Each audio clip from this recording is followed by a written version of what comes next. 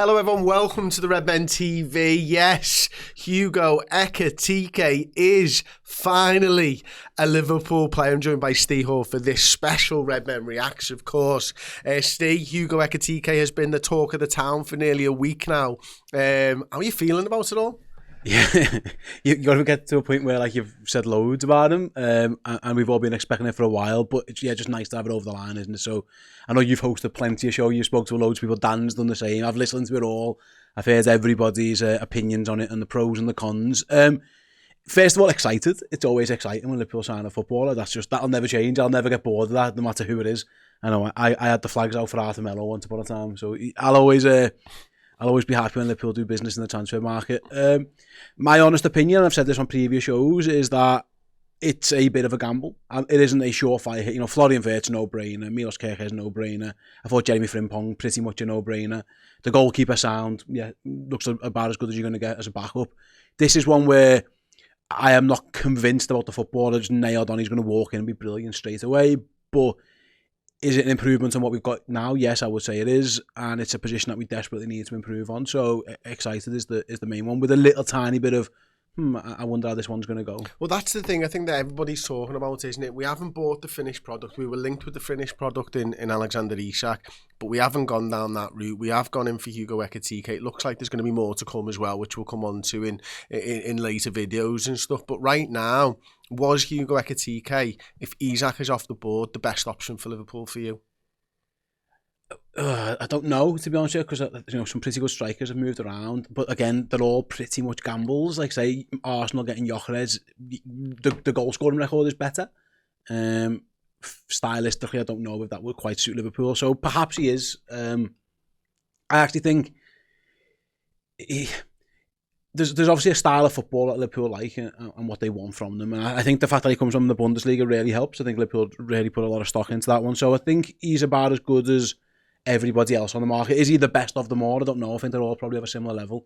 I remember a couple of weeks ago I did a show with Azim on the Born and Red podcast with those guys, and I said, if it's not Isak, every other person there who you're looking at as a centre forward's got some type of flaw to them. You know, whether it's the league they play in, can he convert it? Is he a bit of a dickhead? How much is the fee?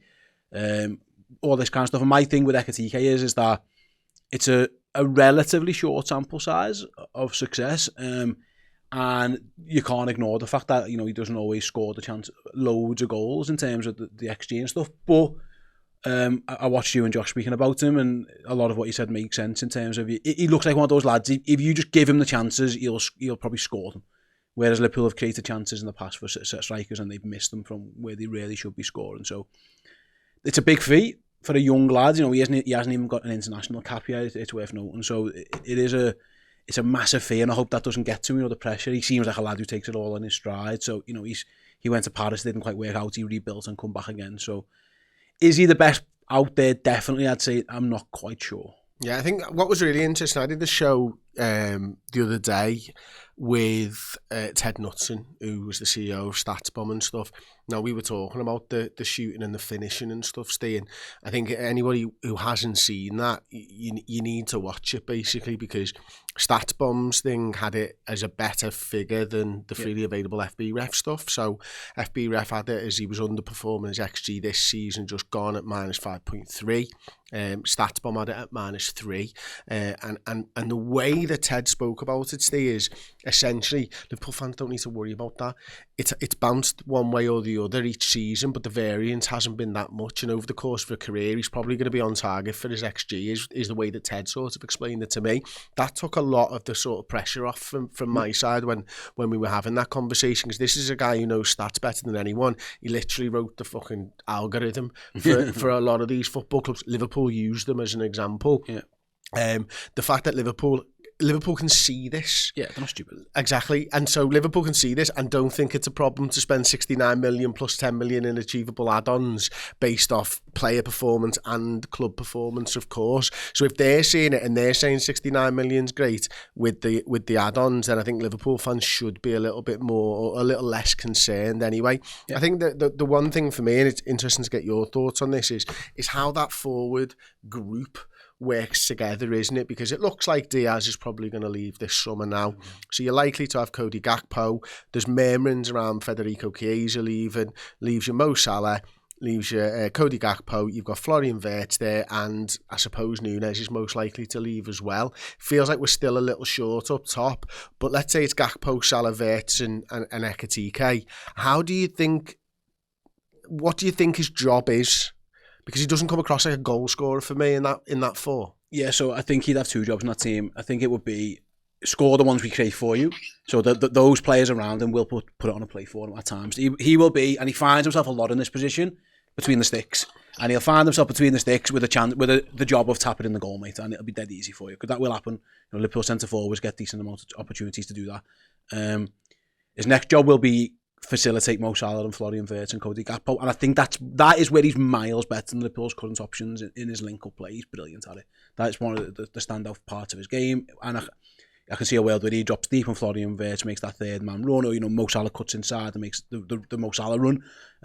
Cody Gakpo a little bit different in that he probably likes to do that himself rather than be fed in. So there is two main jobs, aren't there? Obviously, I don't think we can expect Hugo Ekitike to create loads for himself, and dribble past forward and score. He's a good dribbler, but strikers don't tend to do that. So I think it would be more along the lines of finish what we give to you, which again hasn't always been the case for Liverpool in recent, maybe last year or two.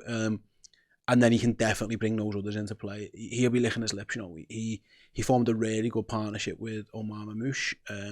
Mo Salah's a different level of Egyptian superstar. Like, Mamouche is a very good player. Mo Salah's an all-time great. Florian Wirtz, I think, is one of the best footballers in the world. He gets to play alongside him, and there might be more to come, like you say, in terms of ins and outs. So there is two main roles, and I think that's why Arne Slot and maybe Richard Hughes or whoever have decided to make the big change in there, because numbers-wise, he actually isn't that much different than Darwin Núñez, really, over the course of a career. And I don't know if there's many stats that can show you this, and I wonder how it is, but like the eye test just shows he's a better technical footballer. His touch is better. His decision making tends to be better. His little layoffs, he's a better dribbler, all that kind of stuff. Just everything about him, like the positions he takes up, seem to be better. So that it feels like I'm knocking Darwin Núñez. Yeah, I'm not. Darwin Núñez are going to probably leave Liverpool and do well somewhere. It just, the fit hasn't just quite worked out for him. Ekitike in that mould looks a better fit. I think Arne Slot actually, by picking Luis Diaz, he kind of told us what he wanted for a striker or as a number 9 in his role. I want someone who can link up. We can play it into him and he can link up, but also get himself in the box and score. And Diaz was really good at the first part and not so good at the second part. It just wasn't his game. So Ekitike probably can do a bit of both. And also, mate, it's worth mentioning, a lot of the players we've got in our team are quite short.